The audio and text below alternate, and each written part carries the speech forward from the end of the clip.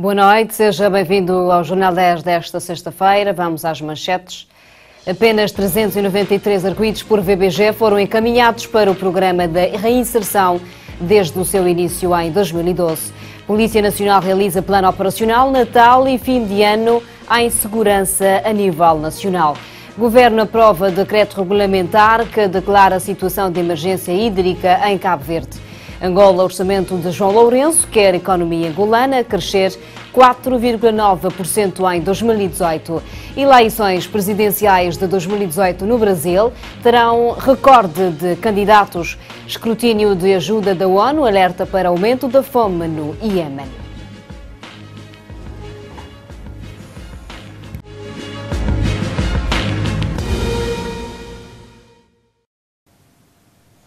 Seja bem-vindo uma vez mais ao Jornal 10, a última edição para esta semana. Durante o mês de dezembro, a Polícia Nacional realiza o Plano Operacional Natal e fim de ano em segurança. Foi reservado para hoje a realização de uma mega operacionalização STOP, uma diligência que abrange o território nacional. Inicia-se a época de festas, uma altura que tradicionalmente se verifica uma maior circulação de pessoas e do tráfego rodoviário, podendo originar atos de violência, roubos e não só. Para uma segurança de todos, a Polícia Nacional realiza para os próximos dias um plano operacional com realização hoje de uma mega operacionalização STOP. A Operação Natal e final do ano em segurança a nível nacional, que se realiza no período durante o mês de dezembro, portanto do princípio ao final do mês de dezembro, tem um marco importante a partir de hoje, portanto com a realização de uma mega operação STOP em todo o território nacional. Tem como objetivos principais o aumento do sentimento da segurança, a diminuição da sinistralidade rodoviária, a prevenção e diminuição da criminalidade, a manutenção e da segurança e ordem pública, a garantia do funcionamento das instituições públicas e privadas, bem como a integridade física dos cidadãos e seus bens. Domingos Rosa explicou que para o cumprimento do plano operacional todos os comandos regionais serão mobilizados, como também, em princípio, todas as zonas merecerão atenção da Polícia Nacional, principalmente as de maior circulação. E para os 2 dias da 4ª edição da Noite Branca, que arranca hoje, a Polícia Nacional garante segurança. A partir das 15 horas de hoje teremos pessoal no terreno a dar cumprimento aos indicadores desse plano. As atividades terão lugar no dia 15 e 16 e a PN prevê corresponder às expectativas à volta desse evento no. Aos cidadãos, a Polícia Nacional aconselha para adotarem medidas preventivas e, quanto ao trânsito, sugere que os condutores tenham moderação. Todos nós, cidadãos comuns, assumamos as nossas responsabilidades perante o comportamento que temos diante de situações como que convidam ao consumo do álcool, à convivência social e que também tenhamos algum cuidado relativamente aos nossos pertences.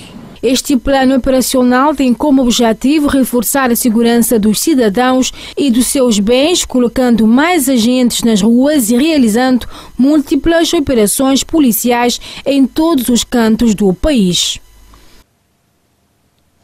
No último dia da sessão parlamentar deste ano, debruçou-se sobre a nomeação dos juízes conselheiros para o Tribunal de Contas. A Constituição da República não fala em concurso público, mas, de acordo com a plenária, que votou a favor, vai-se trabalhar na revisão da Constituição sobre o assunto para que o concurso público seja instalado.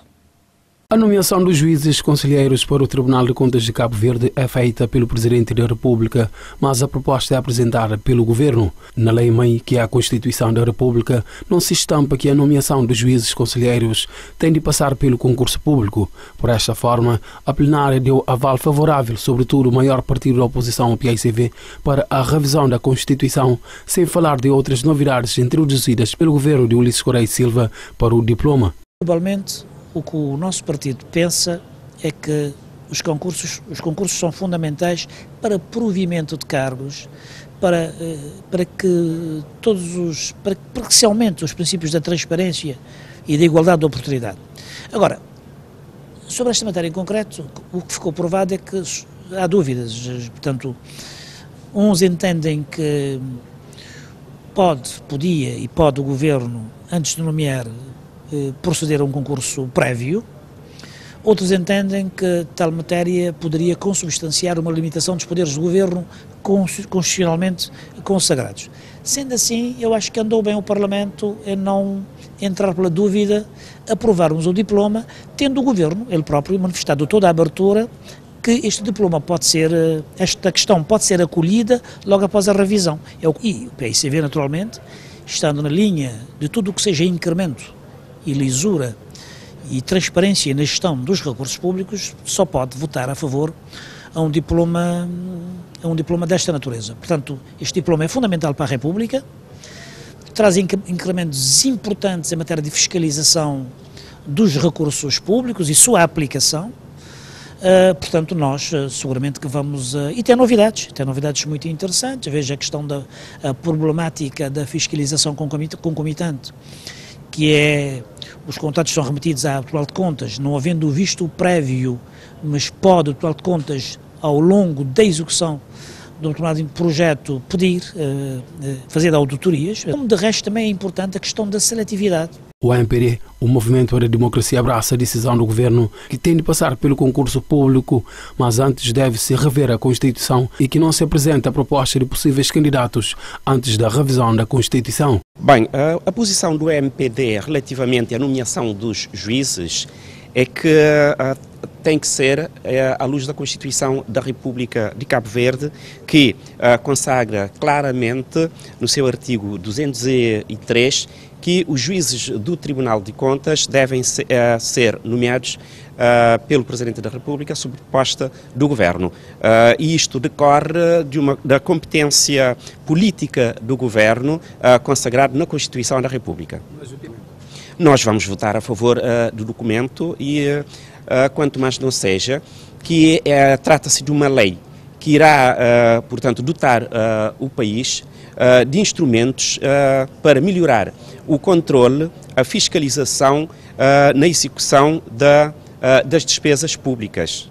O MPD não é contra concurso público e o PICV quer fazer passar essa narrativa em como o MPD é contra concurso público. Nada mais falso.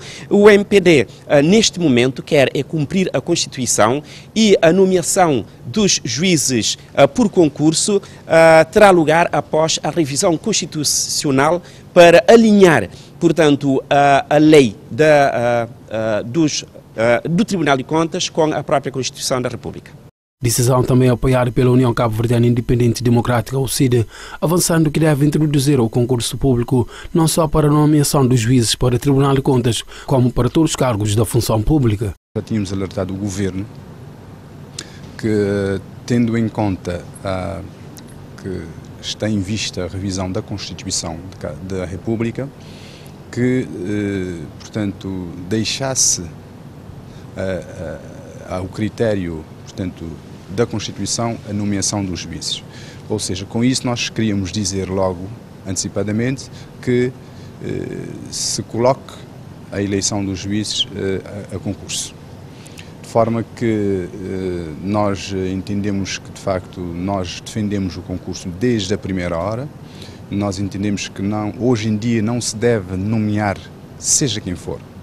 Deve-se permitir o lançamento do concurso para que, de facto, o acesso a cargos sejam extensivos a todos os cabo-verdianos. O artigo 203 e o artigo 135 e 136 da Constituição, como está neste momento, não permite concurso. Porque veja que a linha D do artigo 203 da Constituição diz claramente, é da competência do Governo, não é?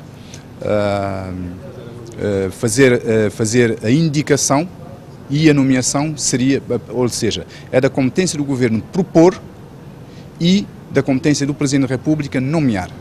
De forma que, como está neste momento, não permite concurso. E como está-se em vista a revisão da Constituição, portanto, nós é que vamos rever a Constituição, até porque já se criou uma comissão paritária para este fim, vai-se discutir esta questão por forma a ver qual. Do lado do governo, o ministro das Finanças, Olavo Correia, garante que hoje o país terá uma lei do Tribunal de Contas moderna. Correia assegura que existe um compromisso de inserir da revisão constitucional adotar-se o princípio da escolha dos juízes conselheiros do Tribunal de Contas através do concurso.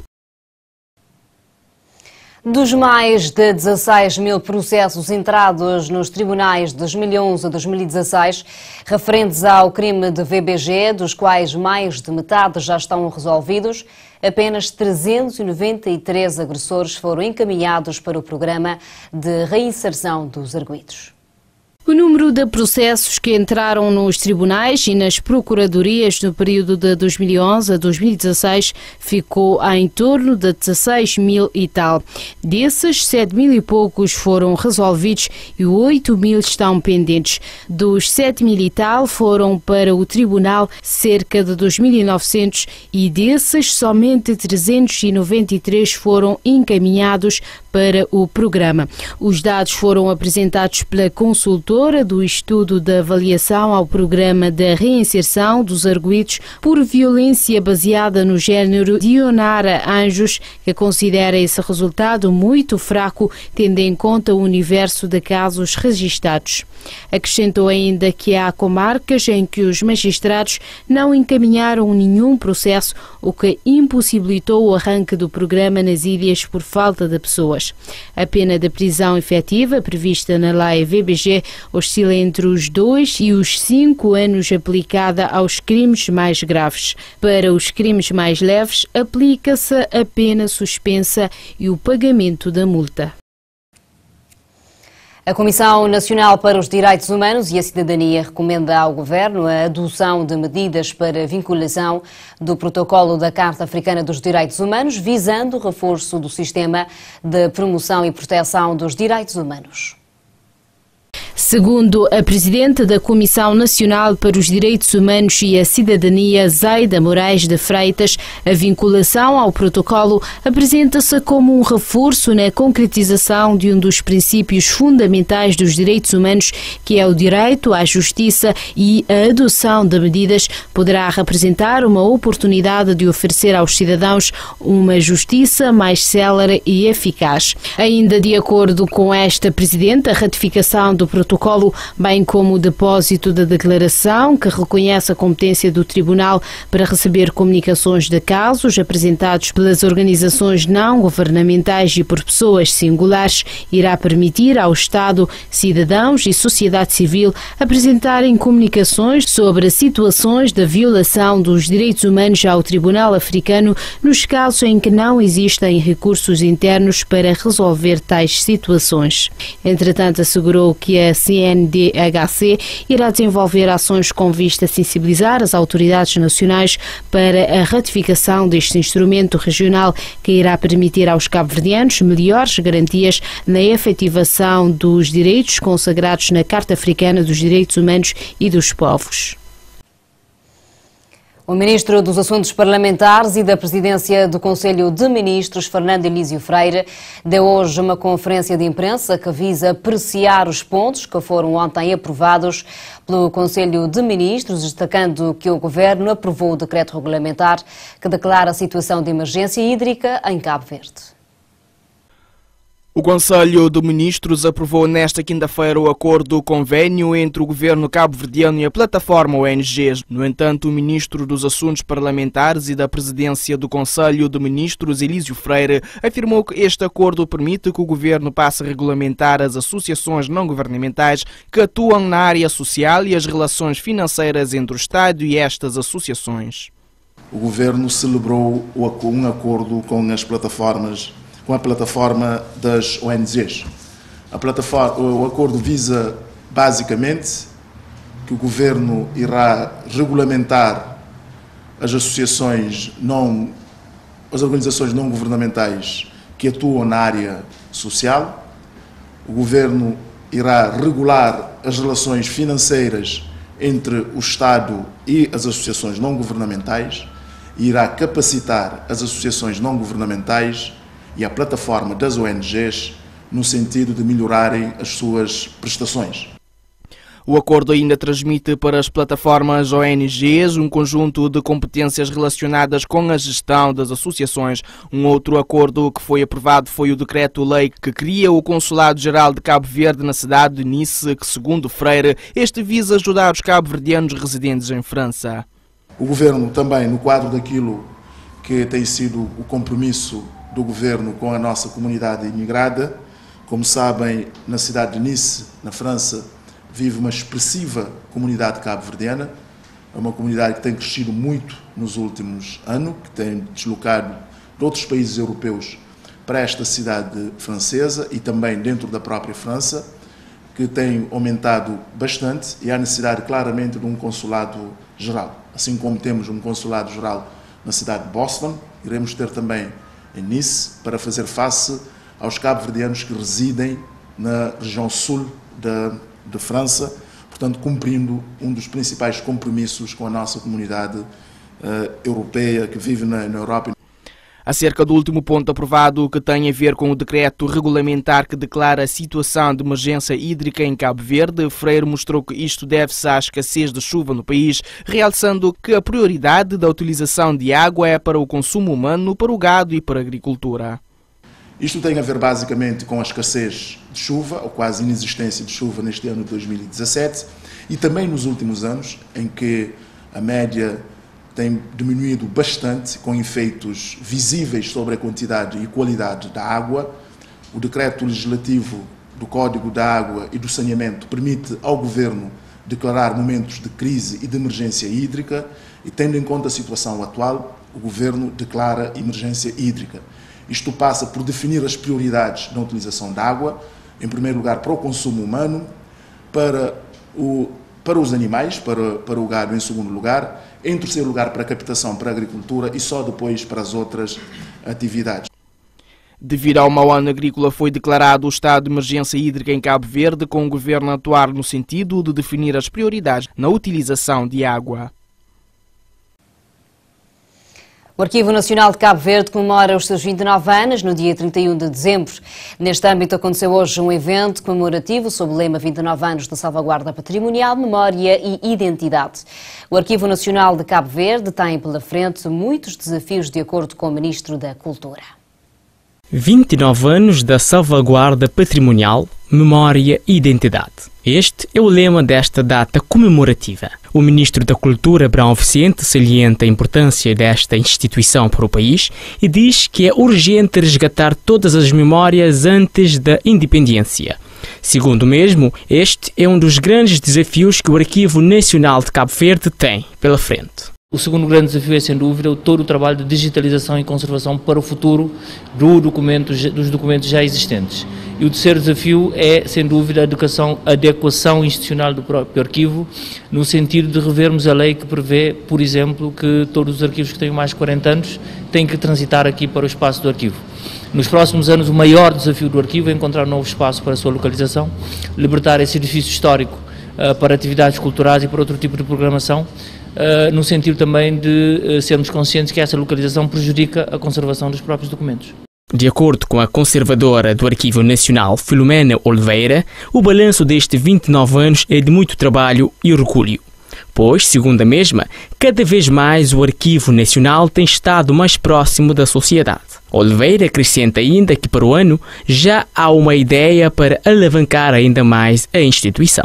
O grande, que eu penso, um dos desafios que nos orgulha e que já tem uma perspectiva para 2018 muito objetiva, que é realmente o resgate dos documentos do Arquivo Nacional de Cabo Verde. Foram produzidos durante a altura em que éramos colónia, os documentos do século XVI, XVII e XVIII, que estão na maioria fora de Cabo Verde, nomeadamente em Portugal, aqui no Arquivo Histórico Ultramarino. Temos também em Roma, Estados Unidos da América, a Holanda, mas os documentos que estão no Arquivo Histórico Ultramarino em Portugal, o projeto vai dar arranque a partir de janeiro de 2018. Isto é uma honra nacional, é um grande desafio do Arquivo Nacional nacional e um grande presente para os seus 29 anos de história de salvaguarda patrimonial.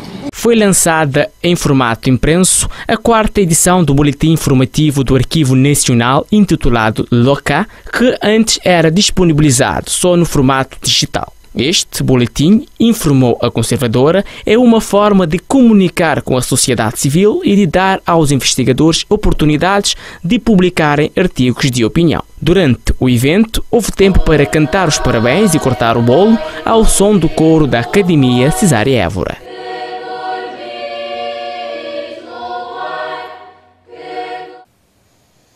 O Ministro da Cultura, que também tutela a pasta da Comunicação Social, afirmou esta sexta-feira, à margem do evento comemorativo dos 29 anos do Arquivo Nacional, que no próximo ano haverá mais novidades sobre os arquivos da comunicação social. Essa é mais uma quebra-cabeça. Já fizemos uma parte com a cooperação francesa descontinuou o projeto. Estamos a estudar. Ontem também tive uma reunião profunda de 1h30 com o Sr. Primeiro-Ministro a analisar o setor da comunicação social e eu creio que o próximo ano vamos ter também novidades nesse aspecto, não só relativamente à delegação de São Vicente, da região norte, mas também da própria instalação aqui na praia. África em manchetes a partir de agora. Apenas 393 arguidos por VBG foram encaminhados para o programa da reinserção desde o seu início em 2012. Polícia Nacional realiza plano operacional Natal e fim de ano em segurança a nível nacional. Governo aprova decreto regulamentar que declara a situação de emergência hídrica em Cabo Verde. Angola, orçamento de João Lourenço, quer a economia angolana crescer 4,9% em 2018. Eleições presidenciais de 2018 no Brasil terão recorde de candidatos. Escrutínio de ajuda da ONU alerta para aumento da fome no Iêmen.